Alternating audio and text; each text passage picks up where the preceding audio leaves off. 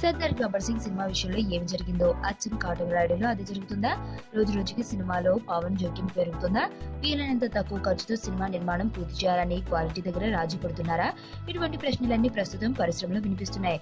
ఒక విధంగా Katamarayudu rehabilitation project.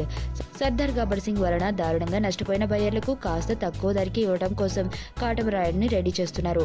అలా తక్కువ రేట్లకి ఇవ్వాలి, అప్పుడు కూడా నిర్మాత కాస్త లాభం చేసుకోవాలి. పవన్ పారితోషికం యథావిధిగా ఉండాలి అంటే నిర్మాణం దగ్గర రాజీ పడక తప్పదు. ఇప్పుడు అదే జరుగుతుంది అని ఇండస్ట్రీ వర్గాలు గుసగుసలాడుతున్నాయి.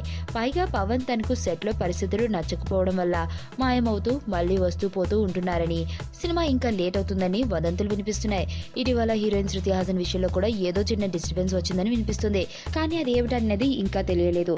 మొత్తం మీద కాటమరాయుడు వెనక ఏదో జరుగుతుందన్న గుసగుసలు అయితే బలంగా వినిపిస్తున్నాయి.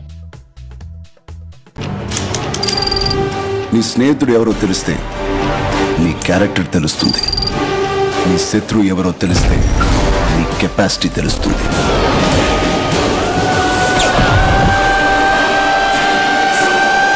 నా శత్రువుని సెలెక్ట్ చేసుకున్నాను.